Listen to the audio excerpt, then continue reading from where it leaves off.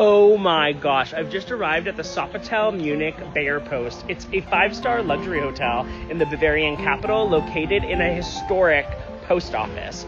The hotel features chic suites, a clutch of delicious restaurants, and an absolutely amazing urban spa with swimming pool and sauna. Let's take a tour.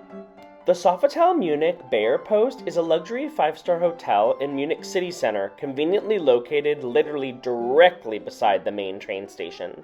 It was originally built as the Royal Bavarian Post Office between 1896 and 1900.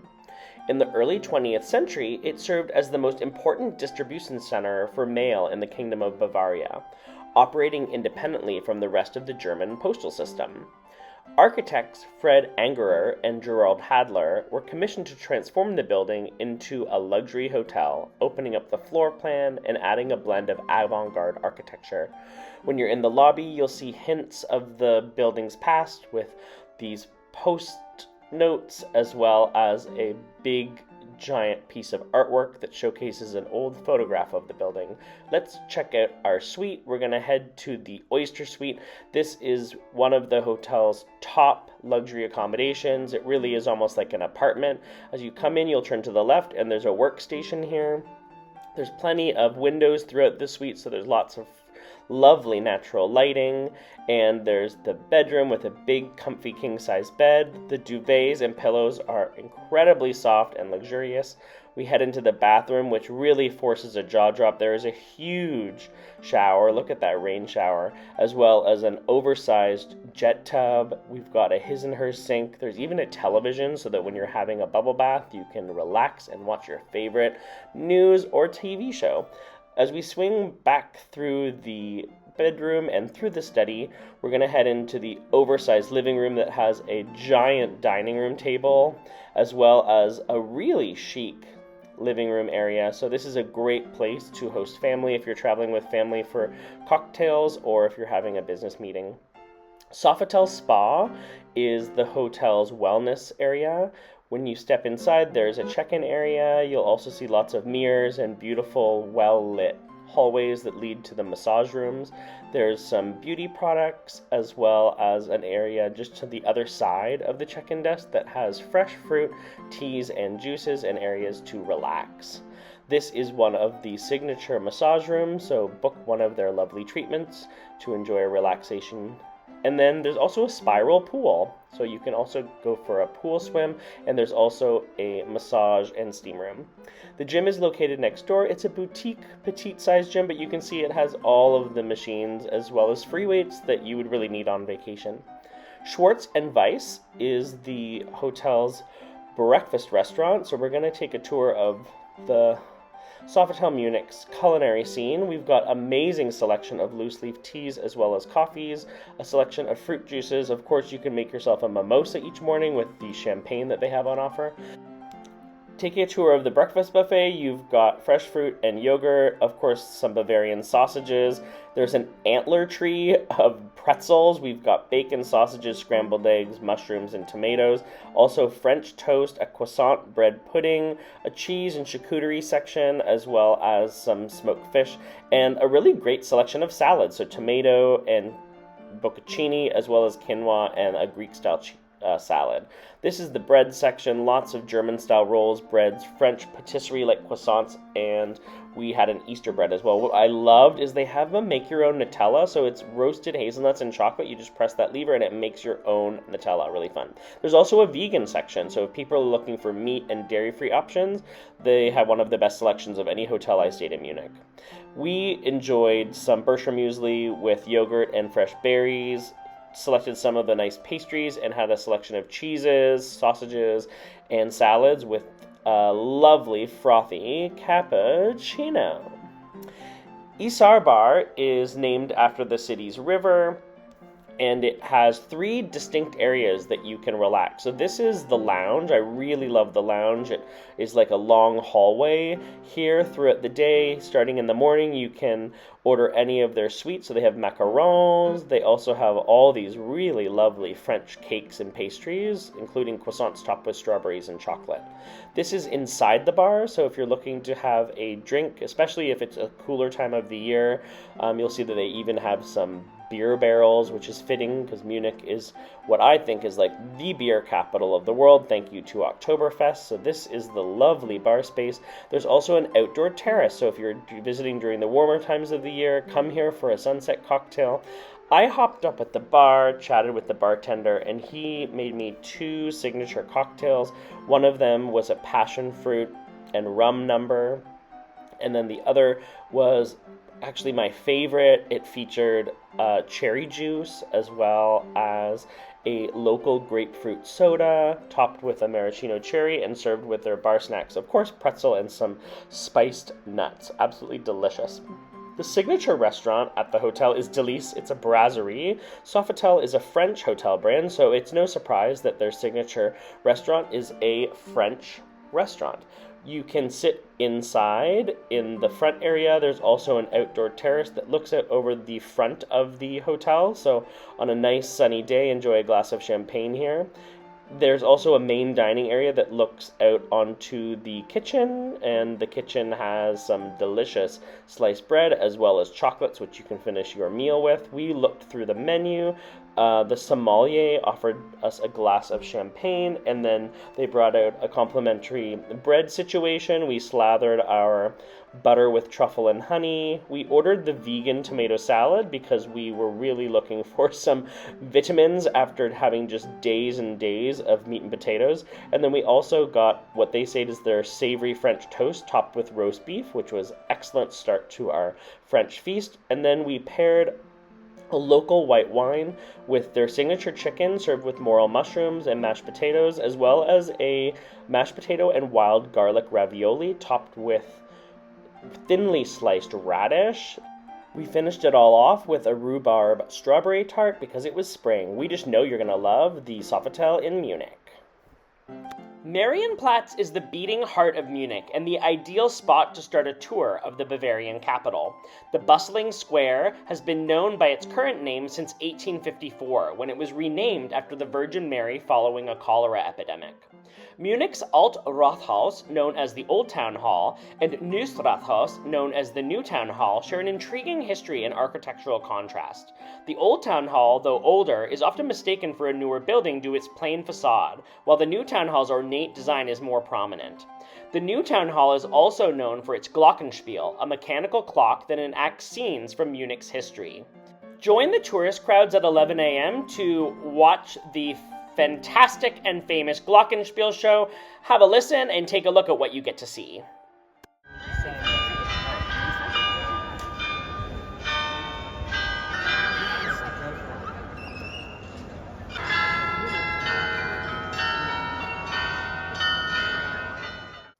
After enjoying the Glockenspiel show, your next stop should be St. Peter's Church.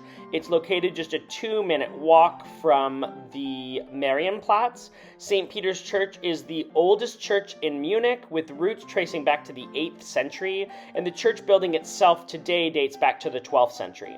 The 91-meter or 299-foot tower offers a spectacular panoramic view of Munich, and on clear days you can even see the Alps in the distance. The tower, known as Alter Peter, has a rich history with the oldest documented city clocks that feature 8 dials and bells, including the Poor Sinner's Bell, that used to ring during executions. The weathered grave slabs on the outer walls of the church take visitors on a journey back in time. Art treasures include the nearly 300-year-old Baroque high altar with golden figure of St. Peter, which is one of Munich's best-known ecclesiastical art treasures. The Heilig Geist Church is located right beside, so just skip over here and you'll find one of the oldest surviving hall churches in the city, located right near the Viktualienmarkt. It was built in 1392. The church's interior features stunning Rococo frescoes and stucco work. The church also has a bell called the Breitsneider Bell, named after the medieval tradition of a pretzel rider who distributed food to the poor. The nearby Viktualienmarkt has been in its current location for over 100 years, though it was previously located in the Marienplatz. A traditional maypole is a prominent feature of the market, serving as a gathering place. The city's bustling food market is best known for its diverse selection of restaurants, flower shops, and culinary emporiums. It also has a unique beer garden that operated by all of Munich's breweries, offering a rotating selection of beers. The market also features 7 fountains, some of with figures of Munich personalities like Karl Valentin and Liesel Karlstadt. It's a popular spot for locals and tourists alike, offering everything from Bavarian specialties to exotic treats. The market's name actually means food, reflecting its historical role as a central marketplace for provisions.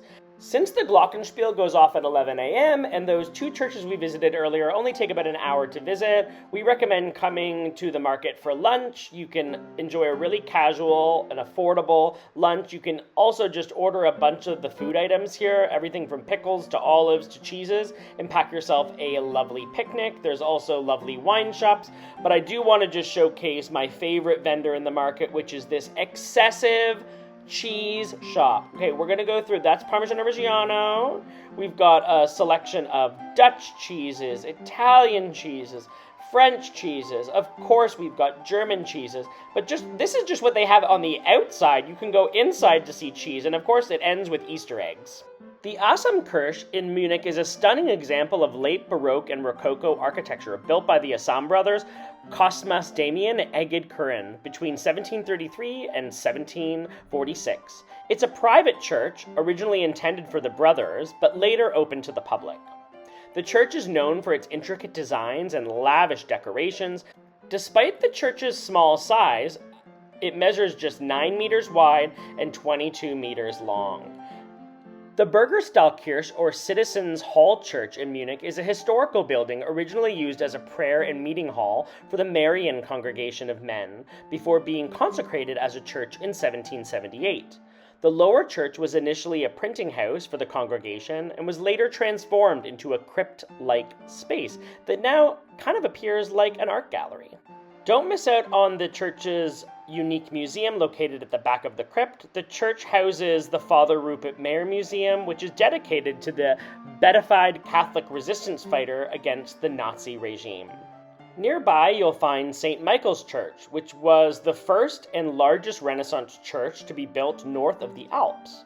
Built in the 16th century, it's a significant example of Renaissance architecture and was influenced by the Jesuits' mother church in Rome, Il Gesù. The church features a massive 20-meter wide barrel vault, one of the largest in the world. Its unique design influenced church building in southern Germany for the next 2 centuries. The Frauenkirche is a famous Gothic brick church with 2 towering onion domes, a landmark of the city. It was built between 1468 and 1488 by Jorg von Halsbach. A black mark known as the Tutorstritt, Devil's Footprint, at the entrance is said to be a legend. The crypt houses the tomb of a Holy Roman Emperor, Louis IV, and the south tower is open to visitors and offers panoramic views over the Alps. Fun fact, by law, no buildings can obstruct the view of the cathedral. The Munich Residenz is a sprawling complex, which has been the official residence and seat of the Bavarian rulers from 1508 to 1918.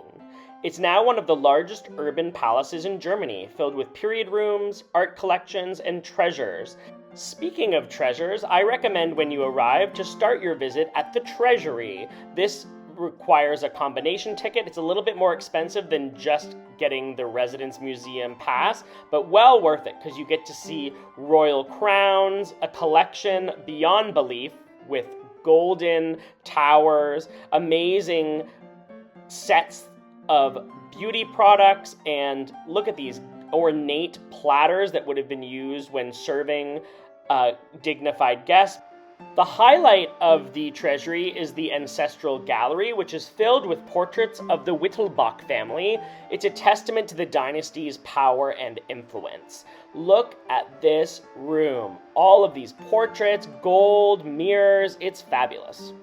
The grotto courtyard is certain to force a jaw drop. Take a close look and you'll notice that everything in this room is made of seashells. Look closely, you'll see tiny little shells as well as larger shells. Just incredible. As you skip through the museum, you'll also find beautiful halls. You can peek through windows to see other areas of the palace.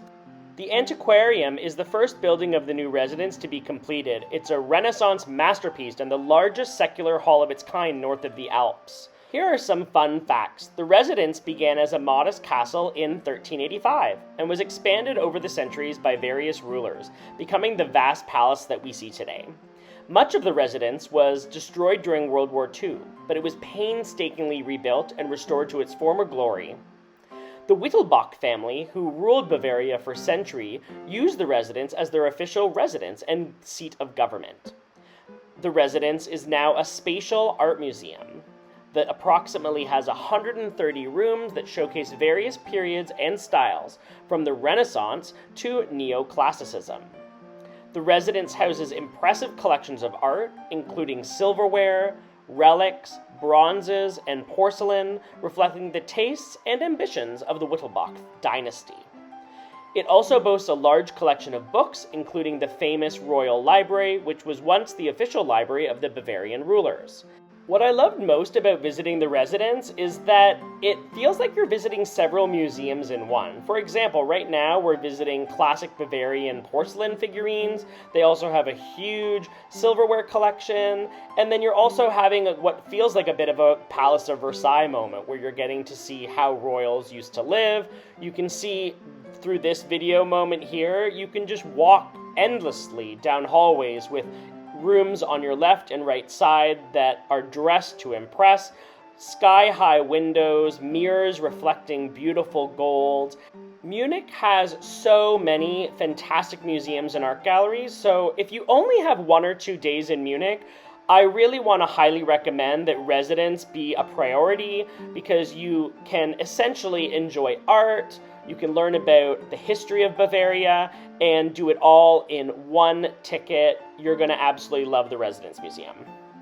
My next museum is an absolute tongue twister. It's called the Museum für Abguisse Klassischer Bildwerke, or the Museum of Plaster Casts of Classical Sculptures, which offers a really unique experience because it features a collection of 2,000 plaster casts of Greek and Roman sculptures.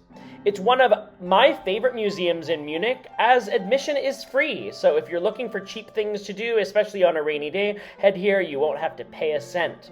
The museum, which had an eventful history, including being destroyed and rebuilt, is now part of the House of Cultural Institutes.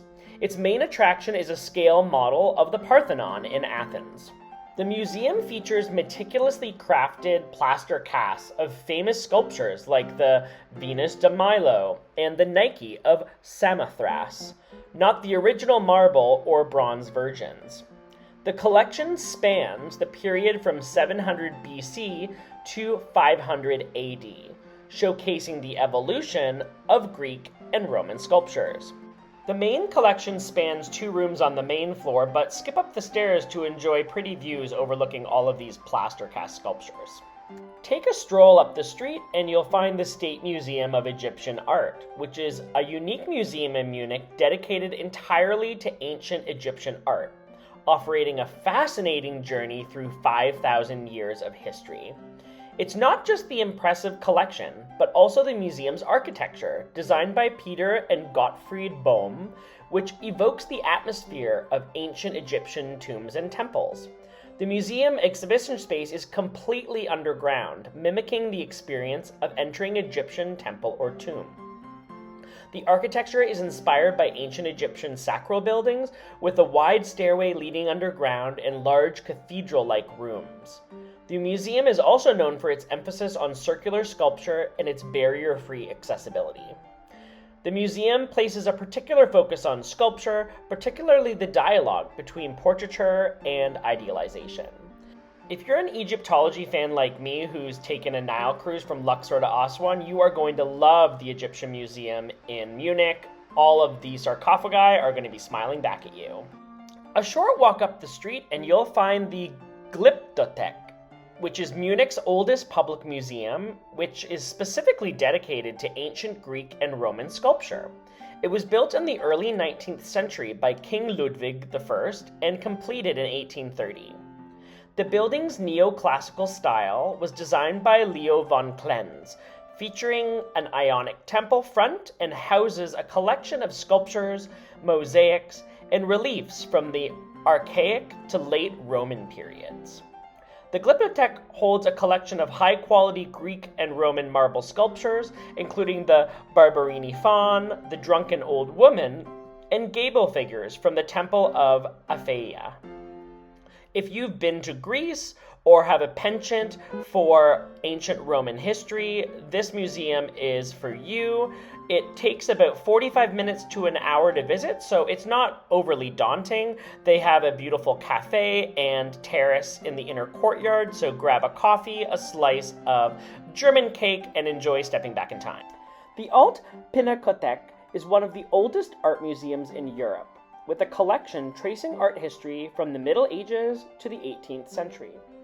Founded by Bavarian King Ludwig I in 1836, the museum was a groundbreaking design, influencing museum architecture across Europe.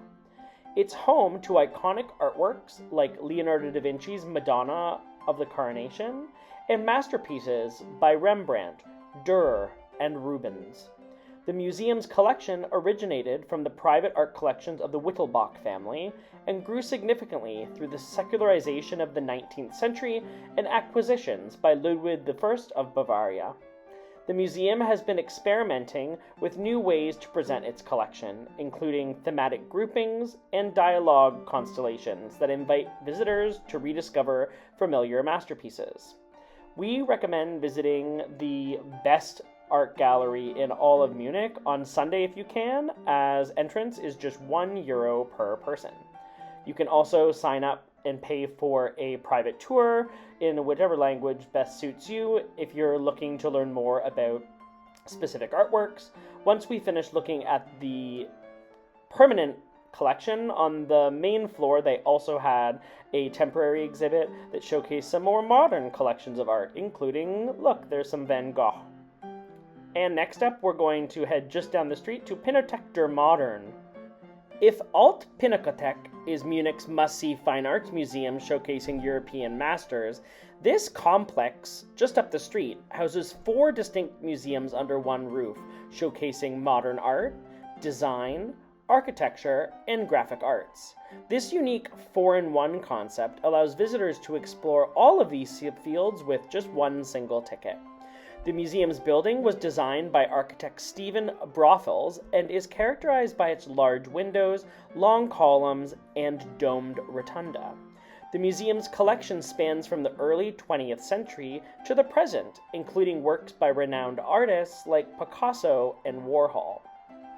We really enjoyed visiting this modern art museum. We visited on Sunday when tickets are just €1. So if you're visiting Munich on a weekend, try to plan all of your museum visits on a Sunday. You'll get a great workout and can save lots of money by visiting on Sunday. This area of the museum had a great collection of furniture. We also saw some kitchen design and comparing some old vintage egg beaters. This was my favorite section of the museum, which featured a lot of avant-garde sculptural works. This is one of the 7 dwarves with his face blown off. Here we have a whole bunch of fuzzy, multicolored polar bears dancing around the gallery. Now this 7 dwarf situation has giant phalluses. Even his hand is a large, uncircumcised penis. Can't stop looking at that. Now we look down through the rotunda, you see lots of really comfortable couches. Here is a bust of a queen of Egypt. We've also got a dolly, some really fascinating chairs and glasswork that look like shrooms. The artists come from all over the world. This particular sculpture looks like an astronaut. This is a Care Bear that loves you, as well as a E.T. piece. These split heads were quite interesting. Here is a famous Picasso. Then we've got some more sculptural works that are nicely juxtaposed with artwork. This is a room full of knots. If you ever thought you hadn't seen enough knots in one room, let me tell you, we saw all the knots you could ever want to see for the rest of your life in one room. We've got some more cubism. There's rooms with multimedia, so these are cushion areas where you can watch some television. We've got some nudist work as well as some additional colorful triptych panels and some really interesting pieces that feature stuffed animals. And before you leave, make sure to check out the spaceship. Now we're going to head to Englischer Garten. It is the largest green space in Munich. In the summer, people even bathe nude here. There is several rivers and people playing volleyball. It's the place to hang out. The Chinese Tower Beer Garden is the second largest beer garden in the city, and if it's a sunny day, make sure to head here for what we recommend is lunch, but at dinner it's really busy as well. They had a live polka band performing. We came here on Easter Sunday, so tons of families were out and about enjoying the gardens, and we ordered a bratwurst with tons of sauerkraut, sweet mustard, a big giant Hofbrauhaus wheat beer with fries, ketchup, and mayonnaise.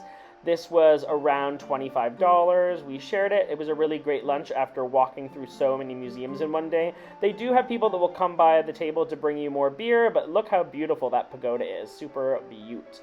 If you want to dive deep into the history of Bavaria, the Bavarian National Museum is a must-see. Founded by King Maximilian II in 1855, it's one of the largest and most important decorative arts museums in all of Europe. The current building, designed by Gabriel Sandil, is a masterpiece of historicism, showcasing a blend of architectural styles. It houses a vast array of art and cultural artifacts, including sculptures, paintings, furniture, weapons, and a world-renowned collection of nativity scenes.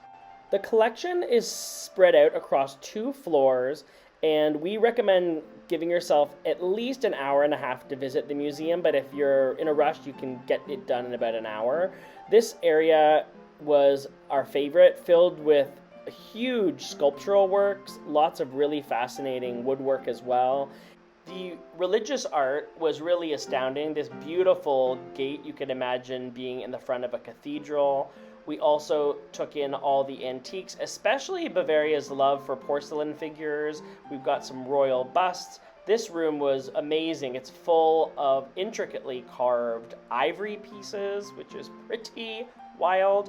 The music area will be a big jaw dropper for anyone who loves pianos, cellos, and guitars. Also, if you're a fan of games, they have a whole area that showcases vintage chess sets. If you love feasting, they have a ginormous table filled with silverware, and fashion fans will adore looking at all these, the pomp and panache of these gorgeous dresses and fabulous footwear.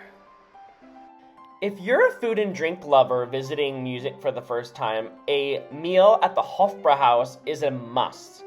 This world-famous beer hall boasts a rich history, starting as a brewery for the Bavarian court in 1589, and later becoming a popular beer hall open to the public in 1828. The beer hall's substantial capacity seats an overwhelming 3,000 people inside and 400 more in the beer gardens outside. The 3-story building also features lively beer halls and outdoor terraces, so this was taken from the upstairs view. During Oktoberfest, the city's most popular festival, over 35,000 visitors visit daily.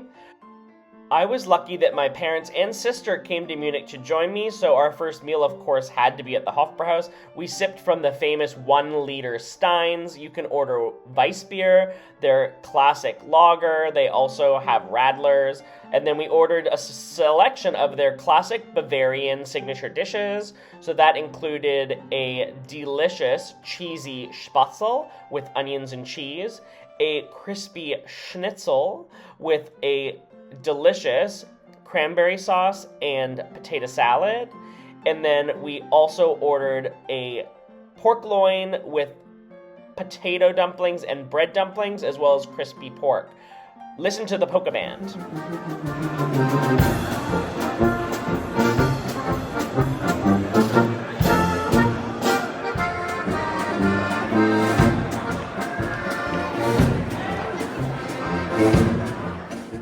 If you are a car lover visiting Germany, a trip to BMW Welt, which means BMW World, is a unique experience for automotive fans visiting Munich, and most importantly, it's free. Famous for its futuristic design, the multi-level showroom is a delivery hub for newly launched BMW vehicles, offering guided tours, exhibitions, and a chance to witness the company's production process. While primarily a BMW experience center, BMW Welt also features Rolls-Royce and mini exhibitions. The second floor also features motorcycles. Walk over a little bridge and you'll find the BMW Museum. This is a ticketed experience. When I went, it was absolutely packed. I waited in line for an hour to get in, so highly recommend booking a ticket online before you arrive. BMW's Car Museum showcases the history and evolution of the BMW brand, featuring over 125 vehicles and engines. The museum also includes exhibits on design, engines, and motorsport, and is designed by the same architect who designed the administration tower for the 1972 Summer Olympics. The museum has displayed at least one of the 17 art cars from the collection, designed by artists like Andy Warhol and Jeff Koons. If you are a car fan, this is the museum for you. It feels like an endless, eye-popping display, really futuristic. There's video installations. The majority of people here are on their phones taking selfies.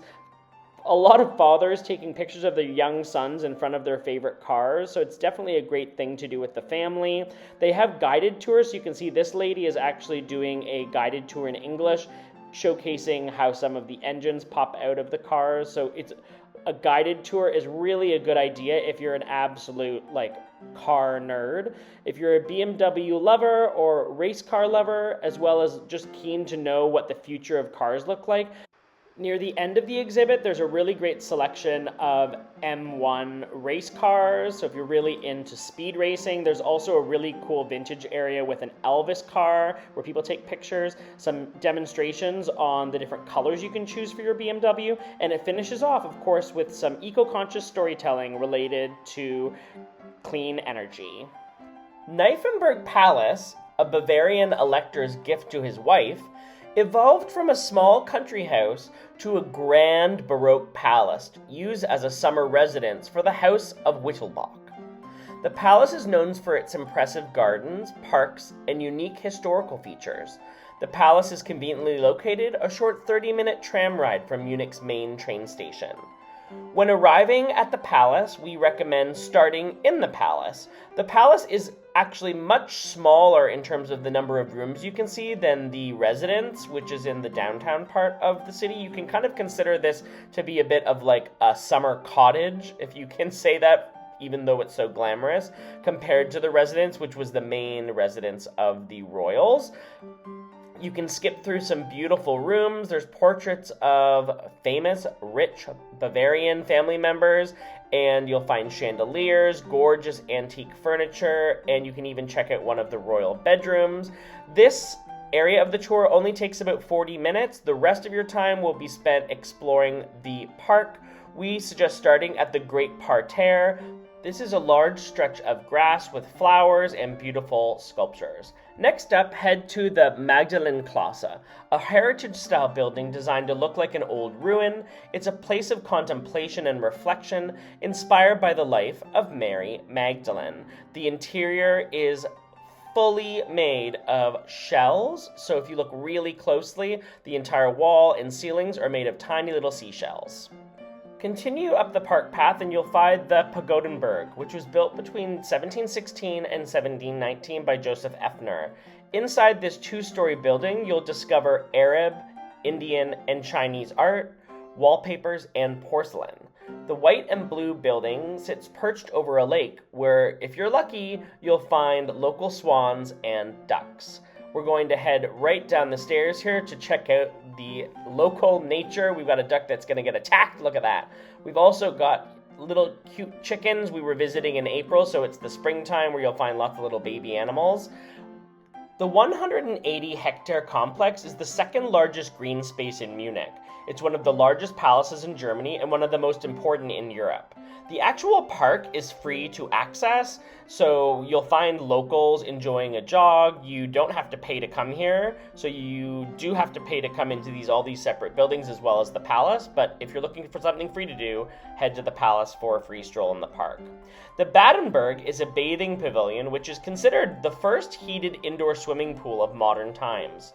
Built between 1719 and 1721, it showcases opulent Roman-style baths with influences from Islamic bathing culture. There are even these gilded, golden pieces of sculptural work on the Asian-inspired wallpaper to hint at the baths. Right now, we've just skipped through a few of the main rooms at the center of the building, but now we're going to actually show you what the baths look like. Can you imagine having a public bath here with all these fancy, rich royals? Just below would be filled with water. That was the bath there. Another must-visit building within the park is the Amalienburg, which is an over-the-top hunting lodge, a stunning example of European Rococo architecture. The lodge features a unique hall of mirrors, which was a central element in its design, and it's known for its exquisite stucco work, wood carvings, and paintings. Can you imagine going hunting and coming back and this is the place you're gonna hang out with your guy friends? Just absolutely wild. Saving the best for last, the Sofitel Museum showcases a collection of over 40 antique coaches, sleighs, and gala carriages representing 3 centuries of Wittelsbach family history. The museum is located in the prestigious old royal riding stables at the palace, and it's a museum that highlights include the coronation coach of Emperor Karl VII and various sleighs and carriages used by King Ludwig II. We just know you're going to love visiting the capital of Bavaria. Munich has delicious food, absolutely out-of-this-world museums, and pretty palaces.